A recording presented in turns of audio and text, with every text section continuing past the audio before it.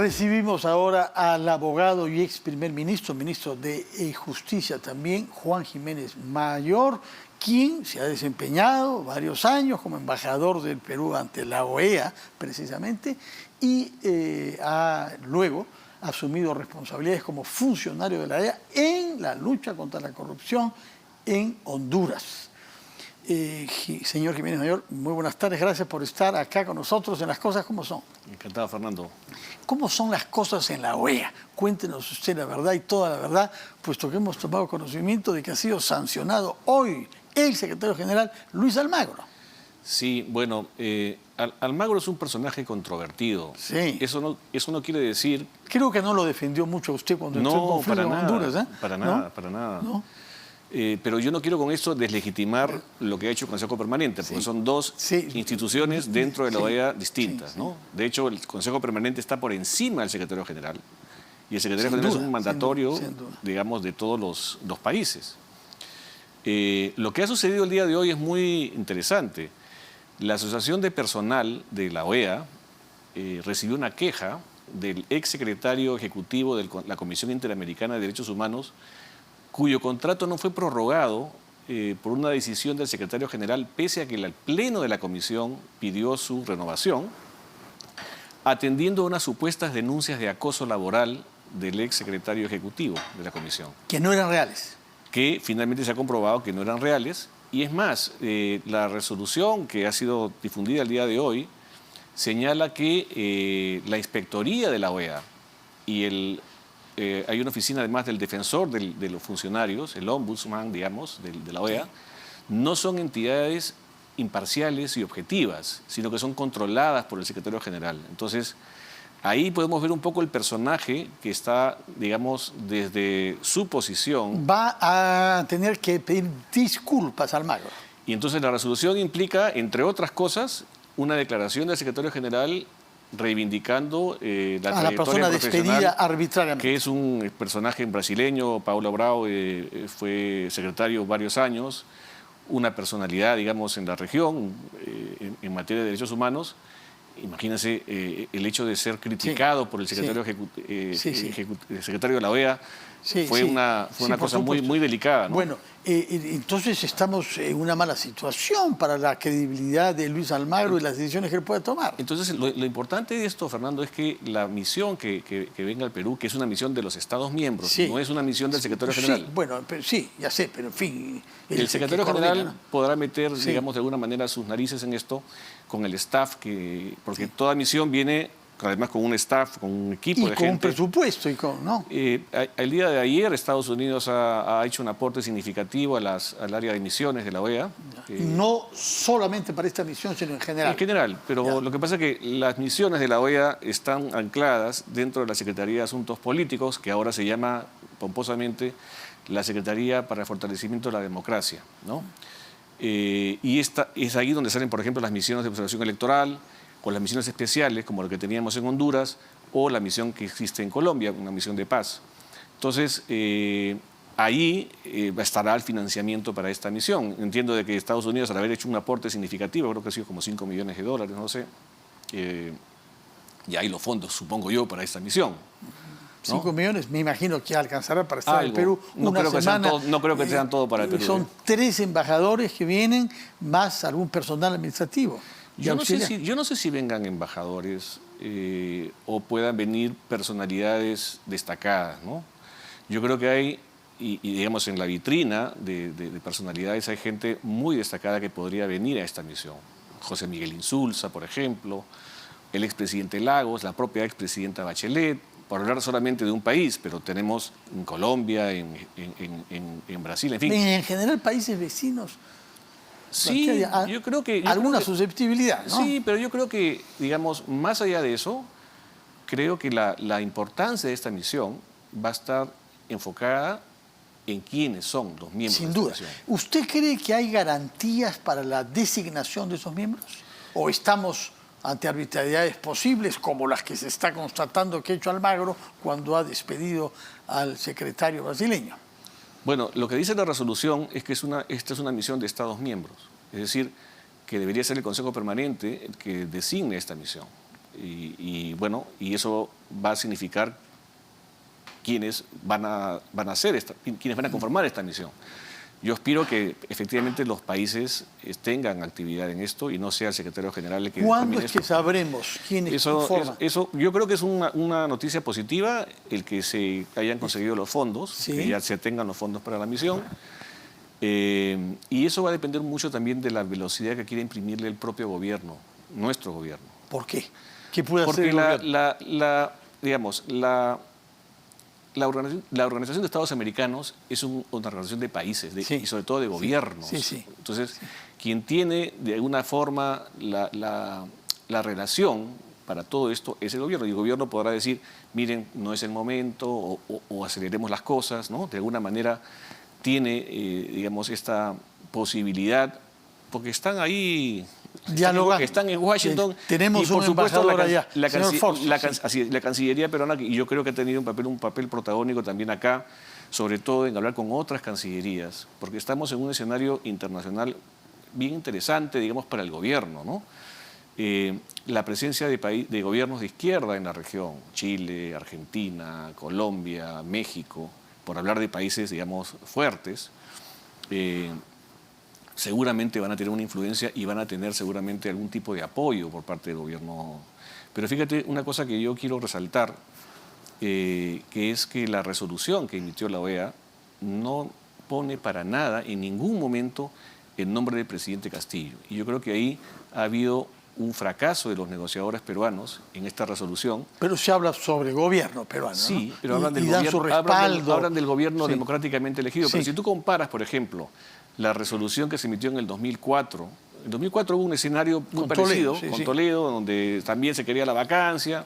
Toledo invoca la Carta Democrática y la resolución que emite el Consejo Permanente es fulminante. Dice, apoyamos al gobierno peruano presidido por Alejandro Toledo Manrique. Ponen el nombre y apellido del presidente. En este caso no han puesto el nombre. Yo creo que, pero eso tiene mira, en diplomacia las palabras que pones o sacas tienen un significado tremendo. Ahora, y yo creo que acá los países han sido muy cuidadosos en decir, bueno, vamos a apoyar al gobierno, pero este personaje que está ahí con estas imputaciones gravísimas de corrupción, vamos a ponerlo en salmuera. ¿Por qué no se leyó en la sesión del Consejo Permanente la carta que había invitado el presidente del Congreso, William Zapata? Porque, por lo mismo, la OEA es una organización de cancillerías, de gobiernos. No están los parlamentos representados en la OEA. Y el manejo lo tienen, obviamente, las cancillerías. Pero en este caso no, porque es William que escribe al surinamés, que es el presidente del Consejo Permanente. Si el surinamés decide, la razón que es una razón de fondo y hay una razón formal. Todos los documentos que llegan al Consejo Permanente tienen que ir traducidos en los 4 idiomas oficiales de la OEA. Eso sí que demora un poco. ¿Y claro, entonces esa carta creo que llegó como a las 11 de la mañana. Y solamente en castellano. Sí. Y solamente en castellano. Y era una carta...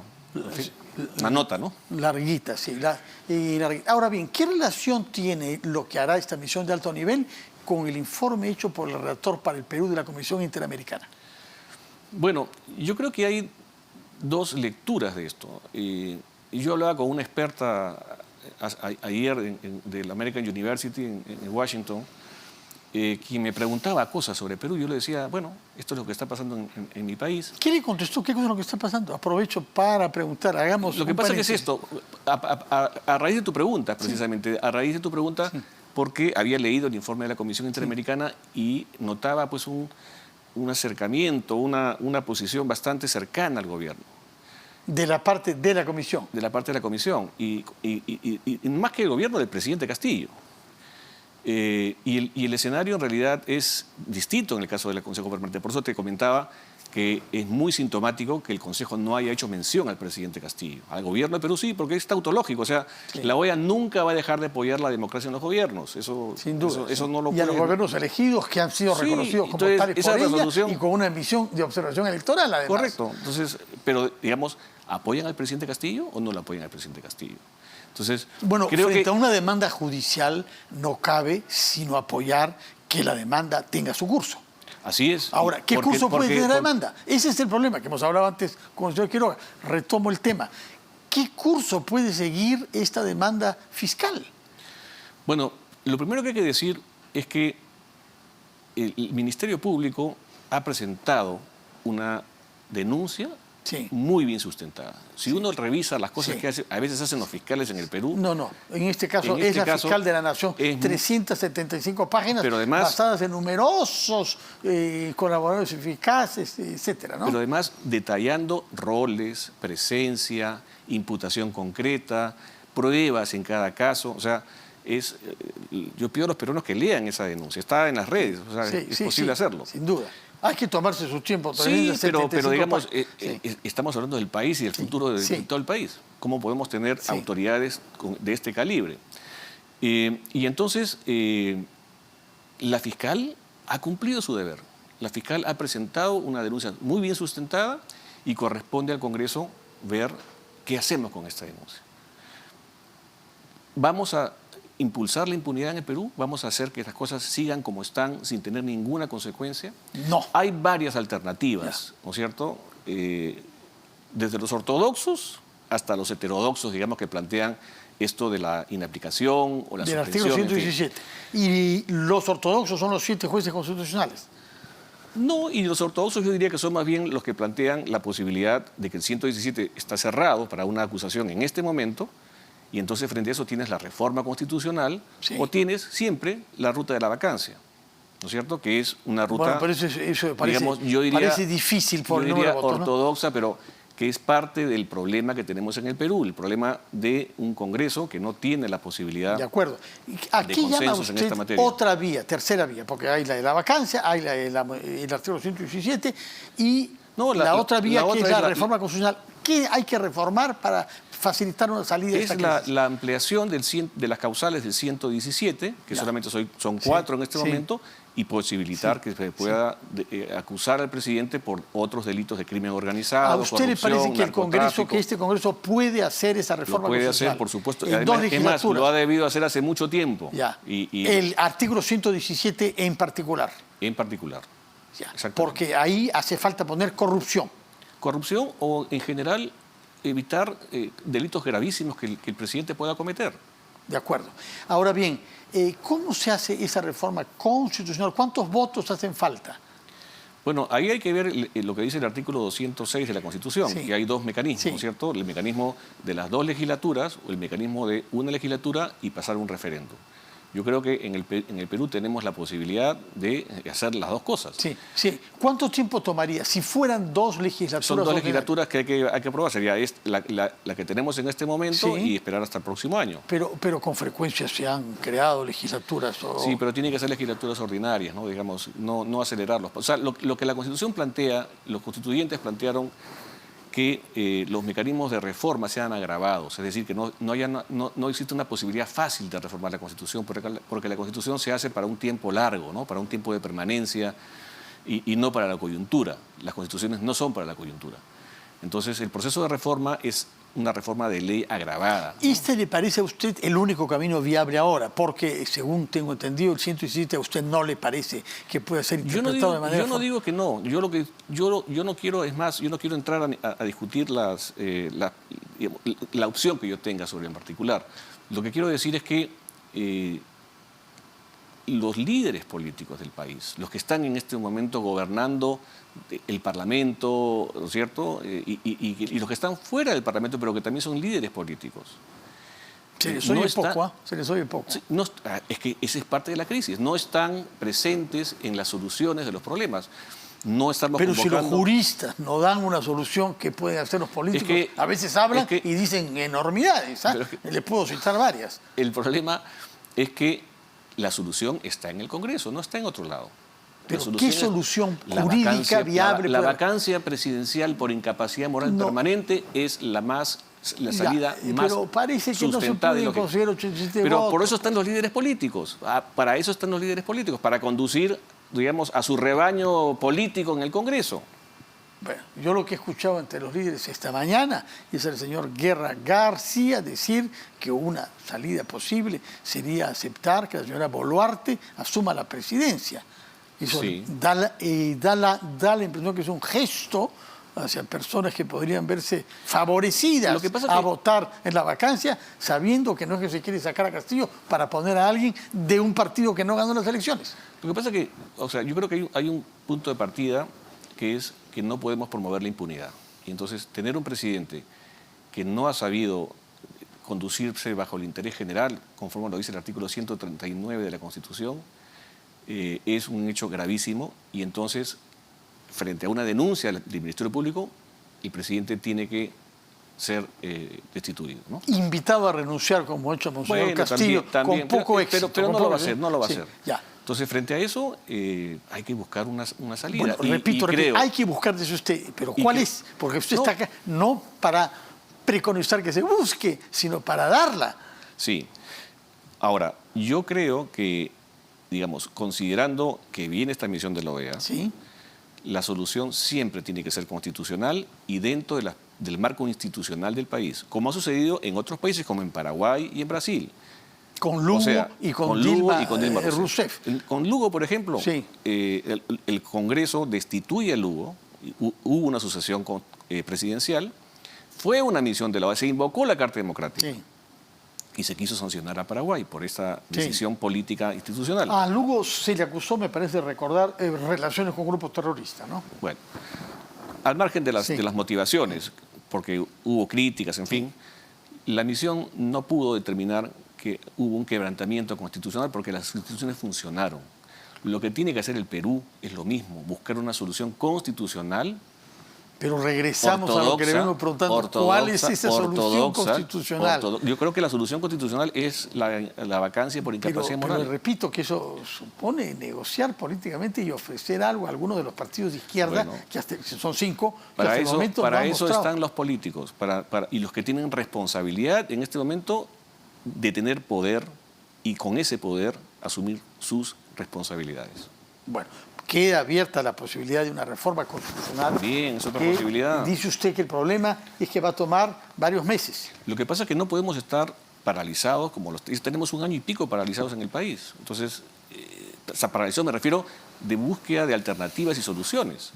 Y lamentablemente estamos todos inmóviles, ¿no? Y es impresionante lo que está ocurriendo en el país. Y no solamente estoy hablando del Congreso, estoy hablando del país, de la ciudadanía. O sea, una ciudadanía que está viendo impávida lo que está aconteciendo con este gobierno y no salen a decir nada. Y como dice usted, con el temor de que estas dificultades técnico-jurídicas lleven a una forma de impunidad.